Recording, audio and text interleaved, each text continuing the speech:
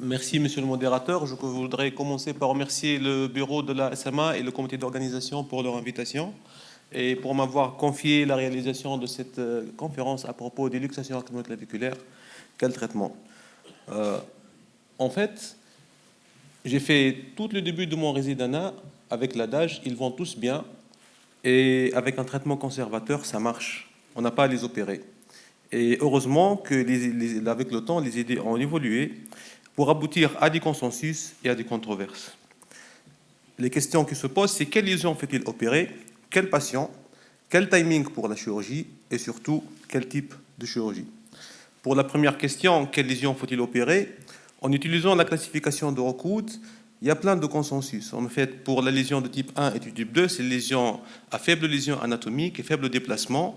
Le traitement est conservateur avec un bon niveau de reprise de l'activité sportive et sans séquelles.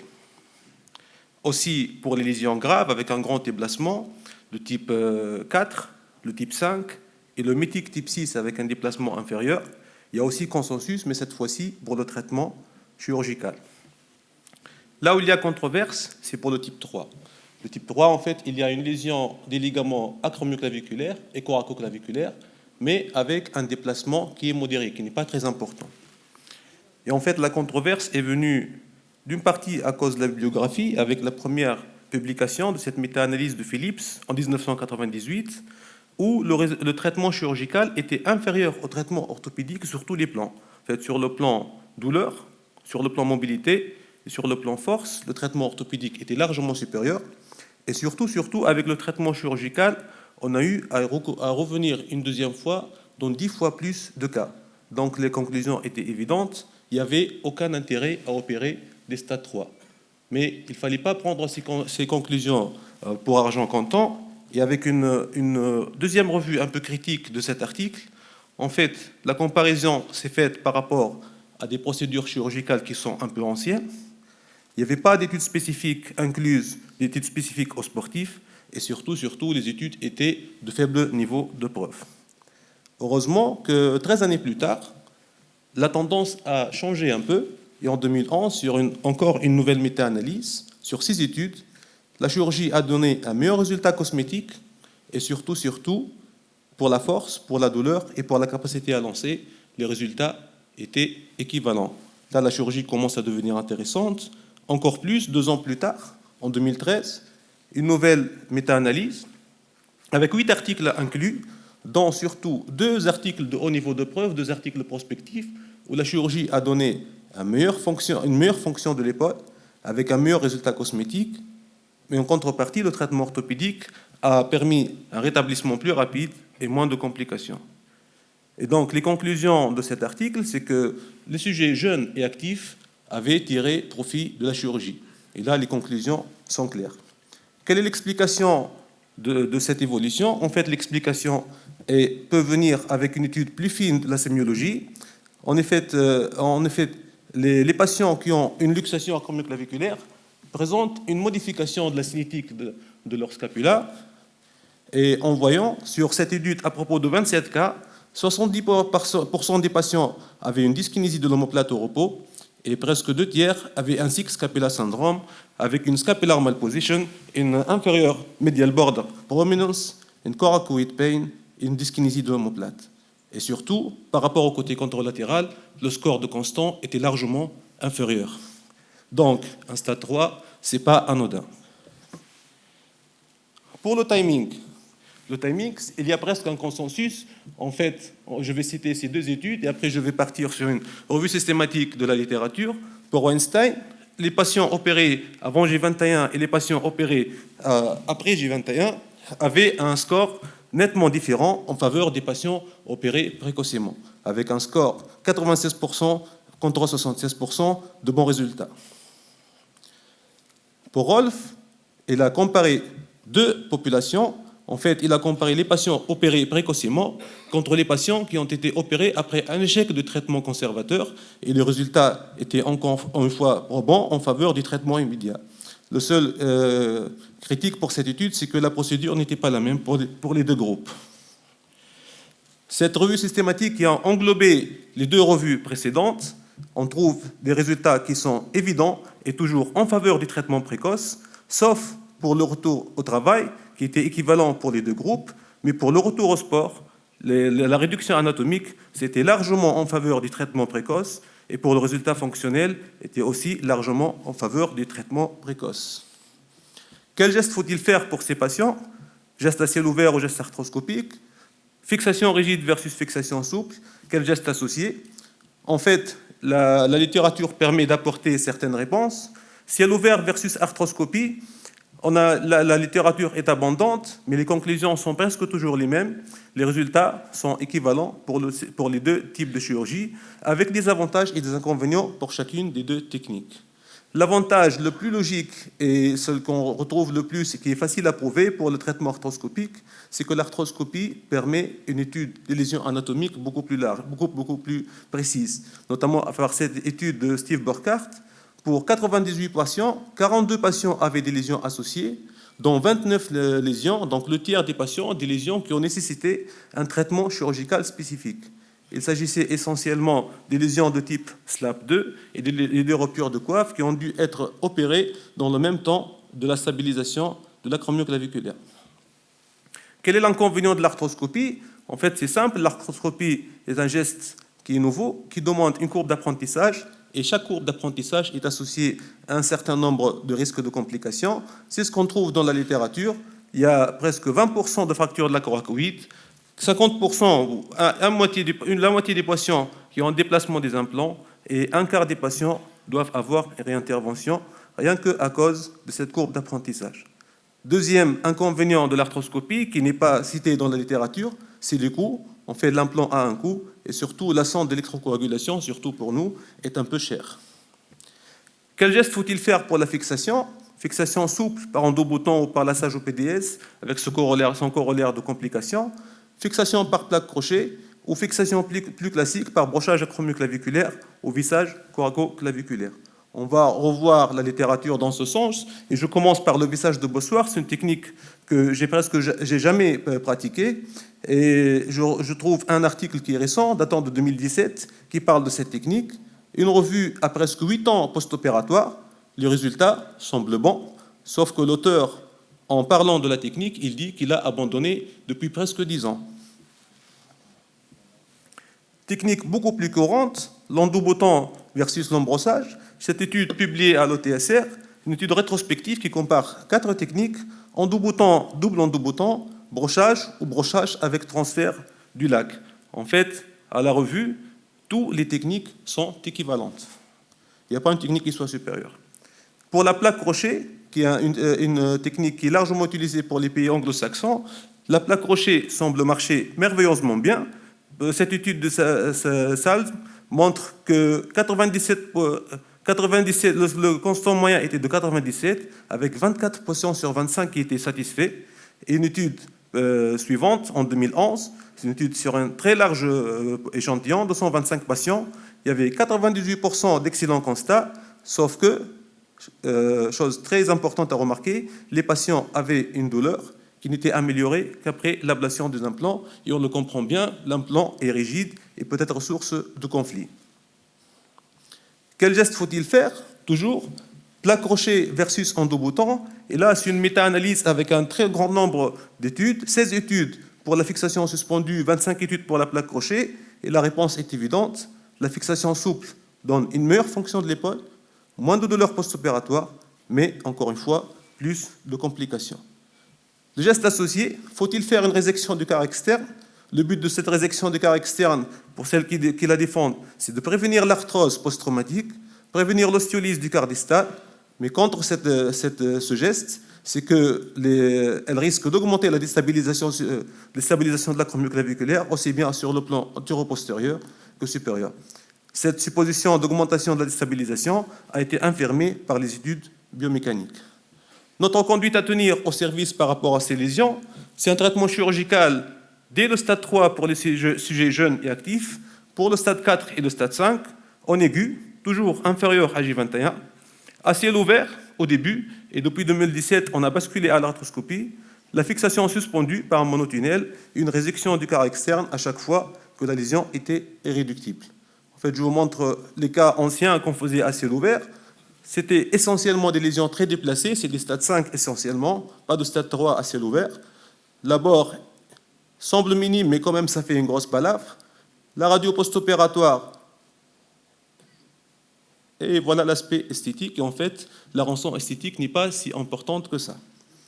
Pour la technique arthroscopique, ça demande un matériel spécifique, essentiellement une sonde d'électrocoagulation, une optique de 30, au besoin une optique de 70, mais ce n'est pas obligatoire, un viseur tibial pour un ligamentoplastie classique et une mèche cannulée de 6 mm. Pour l'implant, on a débrouillé un implant de fabrication locale avec 2 mini-plaques et de l'étiband de 6. C'est un double endo-bouton qui permet un serrage simple, vous voyez. Quand on tire sur le fil, il serre, il permet la compression coraco-claviculaire.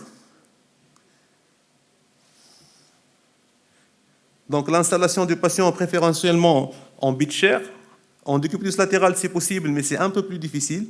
C'est beaucoup plus facile à faire en décubitus, en beach chair position. Donc ça, c'est la radio préopératoire. On commence par une exploration de la cavité articulaire, l'optique est postérieure. On fait l'abord antérieur, et dans une première étape, on va ouvrir largement l'intervalle du rotateur par la voie antérieure, jusqu'à ce qu'on découvre l'apophyse coracoïde, juste au fond de l'intervalle du rotateur. Voilà l'apophyse coracoïde qu'on commence à voir. On va la nettoyer bien comme il faut. C'est très important de bien découvrir toute la largeur de l'apophyse coracoïde pour bien faire le tunnel dans une très bonne position, bien centré, pour éviter justement les fractures de la coracoïde. Là, c'est la coracoïde qui est bien nettoyée. Et là, c'est le temps le plus difficile de l'intervention. En fait, ça semble facile. On va introduire notre viseur tibial d'LCA par la voie latérale. Ce qui risque d'arriver, c'est qu'on contrôle la vue endo-articulaire, mais l'aide opératoire risque de mettre le viseur, le point d'entrée au niveau de la clavicule, d'une façon un peu excentrée. Donc là, il faut bien contrôler le point d'entrée et le point de sortie en même temps. Là, la broche est passée. On va utiliser la mèche de 6 pour faire un monotunnel qui va de la clavicule vers la coracoïde.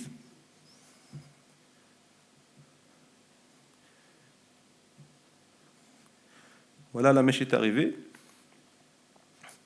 Et dans un second temps, on va sortir la broche et profiter de la mèche pour passer un fil PDS dans la canule de la mèche. On récupère ce fil, et une fois récupéré ce fil, on va utiliser cet implant pour faire relais sur le PDS et le passer sous la coracoïde. On va le coincer sous la coracoïde.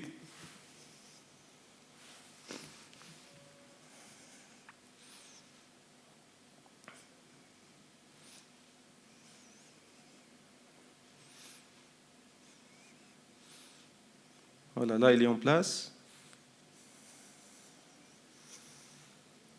Et on va passer par un muni à bord au-dessus de la clavicule. Quand la lésion est facilement réductible, on va nouer directement. Dans les stades 4 ou le stade 5, où il y a incarcération de la chape, on fait un mini à bord, on désincarcère la chape et on fait une résection des carres externes presque systématiquement. Je vous montre une radio exprès où la réduction est insuffisante, parce qu'on apprend par ses erreurs, et au début, ça semblait facile, ça va vite, et on serre l'implant, on a l'impression que c'est réduit, en fait, la réduction est insuffisante, et depuis un ou deux cas, pareil, j'utilise la scopie systématiquement en opératoire pour être sûr que ma réduction est bonne. Voilà l'aspect post-opératoire. Jusque-là, je draine toujours les patients, la sortie AG1, avec une écharpe pendant 6 semaines, un mouvement pendulaire pour la rééducation de tronc penché, l'abduction est gardée inférieure à 90 degrés pendant 6 à 8 semaines, le port de charge lourde est interdit pendant 4 à 6 mois. En fait, l'ennemi pour la cicatrisation des ligaments, c'est la pesanteur, c'est pour ça qu'on essaie d'être très prudent lors de la rééducation. Donc en conclusion, l'arthroscopie a permis l'extension des indications chirurgicales qui sont actuellement à partir du stade 3 pour le sujet jeune et actif, en phase précoce, avec surtout une fixation souple. Merci.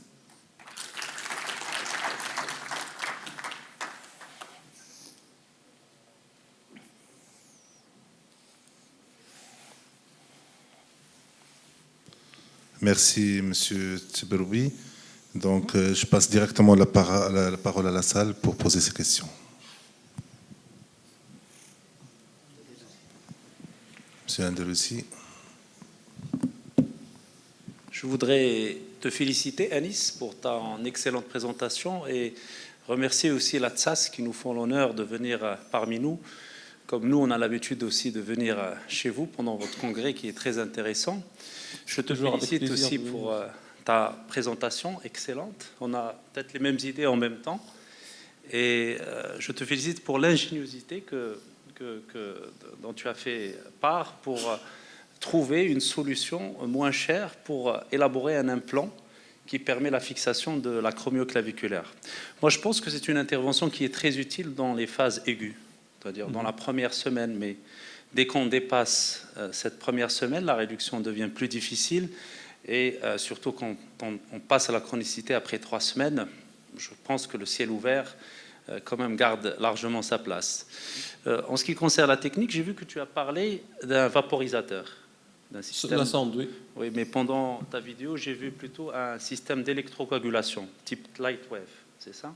Non, ça, c'est Est-ce que tu utilises... C'est une électrocoagulation de chez Conmed, oui, c'est ça. Oui, mais ce n'est pas un système de vaporisation par radiofréquence. Ça ressemble un peu. C'est pas la même chose, mais ça ressemble. Problème là, c'est beaucoup moins cher. C'est beaucoup moins cher, mais le problème avec le Lightwave, on a le même. Moi, j'ai pas le vaporisateur. C'est le temps d'utilisation. Il y a toujours un risque de brûler, de créer des zones de nécrose. Et quand on l'utilise longtemps, on l'utilise aussi dans les débridements de la coiffe, on voit parfois de la fumée, une odeur de brûlé qui sort de l'articulation. Il faut avoir systématiquement l'aspiration active, systématique, de bout en bout. Il ne faut pas laisser la sonde sans aspiration. Et généralement, c'est surtout pour l'acromioclaviculaire, c'est beaucoup plus rapide qu'une coiffe. Hein. Voilà. Et puis, il faut faire attention au cours de son utilisation dans les parties superficielles. Donc, au moment du débridement dans la partie superficielle, vous êtes à côté de la peau. Et aussi contrôler le temps, c'est-à-dire ne pas s'oublier. On est très loin de la peau. En fait, on est dans l'intervalle des rotateurs et on passe sous la coracoïde. On est très profond. Dans la dissection au niveau de l'intervalle des rotateurs, tu l'as utilisé un petit peu en superficiel. Mais ceci dit, c'est bien, c'est une bonne méthode, on l'utilise nous-mêmes, mais c'est juste faire attention, parce que ce n'est pas la même chose que la radiofréquence. La radiofréquence pouvait faire toute l'intervention avec la radiofréquence, il n'y a pratiquement aucun risque. Mais avec l'électrocoagulation, il faut quand même... Moi, j'utilise un petit peu Lightwave, je m'arrête, je fais du shaver, je lave, je refroidis, je le réutilise. Je ne sais pas si tu as eu des complications ou... Bien, merci. Pas du tout. J'ai une question pour Dr Anis. Alors, pour les lésions invétérées, négligées, est-ce que vous utilisez les mêmes techniques ou vous retranchez sur les anciennes techniques type on fait de l'arthroscopie, mais pas les mêmes techniques. Et en fait, c'était pas le sujet, mais pour les lésions négligées, on fait une reconstruction ligamentaire au DDT, mais sans tunnel au niveau de la coracoïde. On cravate la coracoïde par le DDT, avec 2 tunnels, par contre, au niveau de la clavicule, pour reconstruire les coracoclaviculaires et reconstruire l'acromioclaviculaire supérieur. C'est à peu près presque la même chose. Au niveau du nettoyage, le temps arthroscopique est encore plus facile. Mais on est obligé de faire un abord pour désincarcérer, pour nettoyer, et on fait une résection des carrés externes systématique en chronique. Et pour les sujets âgés, qu'est-ce que vous faites?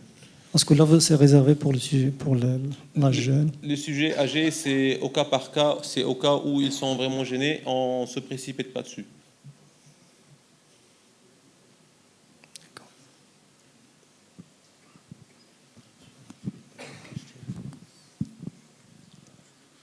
Monsieur Salaf.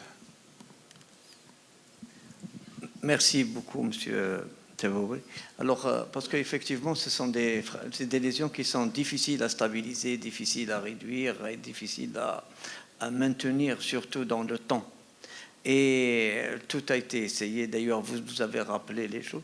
Alors, est-ce que vous avez parlé du lassage en passant sous la coracoïde? Sous la coracoïde.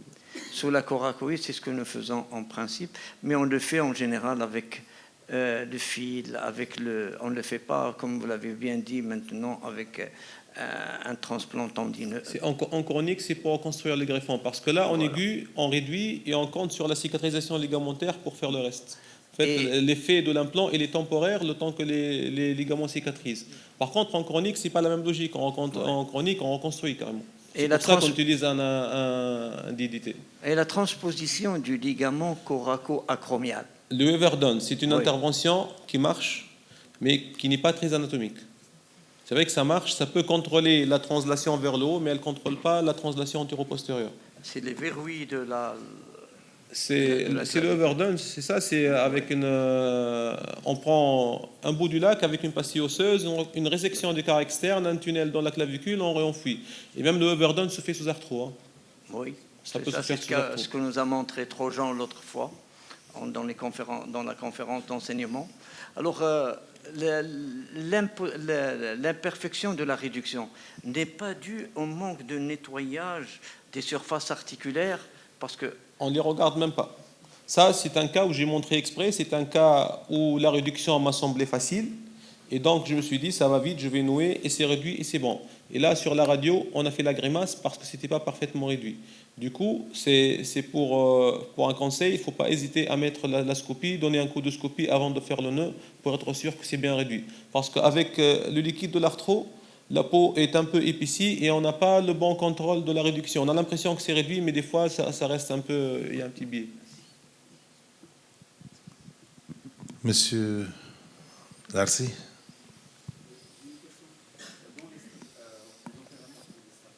Trois pour les jeunes actifs. Même travailleurs... C'est systématique, oui. C'est Bilal.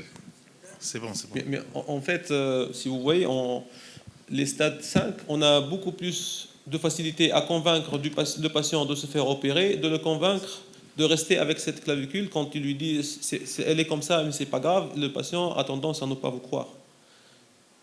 On a beaucoup plus de facilité à les convaincre de se faire opérer que du traitement conservateur, parce que le patient regarde son épaule et ça se voit que son épaule n'est pas normale. C'est Bilal.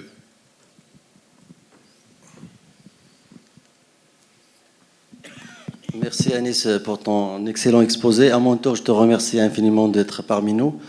Et j'ai juste une question technique concernant l'endobouton que vous avez fabriqué d'une manière artisanale. Et vous avez utilisé une mèche 6 mm, c'est ça? Oui, 6 mm cannulé de Oui, mèche de ligament. et en fait, d'habitude, on utilise une mèche de 4,5, je pense, et des petits endoboutons. Est-ce que dans votre expérience, est-ce que vous avez eu des complications, des fractions des corticales, que ce soit au niveau de la clavicule ou au niveau de la coracoïde? On a eu des complications, mais ce n'était pas des fractures de la coracoïde. En fait, je l'ai dit, des fois, on est tellement concentré sur le positionnement sur la coracoïde, on ne fait pas attention sur le résident qui place l'entrée. Et des fois, l'entrée, elle est trop antérieure et on fait des effractions. Et donc, quand on serre l'endobouton, il part devant. Et c'est pas très grave, on peut le récupérer et refaire le tunnel. Ça nous est arrivé une ou deux fois, oui. D'accord. Et il fait combien de diamètre la mini-plaque que vous utilisez? C'est des petites plaques de 3,5 de calcanium qui sont rondes. Parce qu'on ne s'en rend pas compte sur le... Et sur le fond. l'avantage de ces plaques par rapport à l'endobouton, c'est qu'elles sont larges et elles ne concentrent pas la pression au niveau de la coracoïde pour la fracture. Quand vous voyez là, par exemple, Arthrex, je cite le nom, et ils n'utilisent pas des endoboutons classiques, ils utilisent des endoboutons larges, c'est les dog-bone, rien que pour ne pas avoir une hyperpression au niveau de la coracoïde, pour ne pas la casser. Et là, l'implant, je pense qu'il est de loin meilleur qu'un endobouton classique parce qu'il est plus large et du coup, il a une surface d'appui plus large et moins de pression sur l'os. Bravo. Alors, merci, docteur Tebourbi. Ça coûte beaucoup moins cher. Ça nous arrange. Merci, docteur Tebourbi, pour cette brillante conférence. Je remercie aussi docteur Zara pour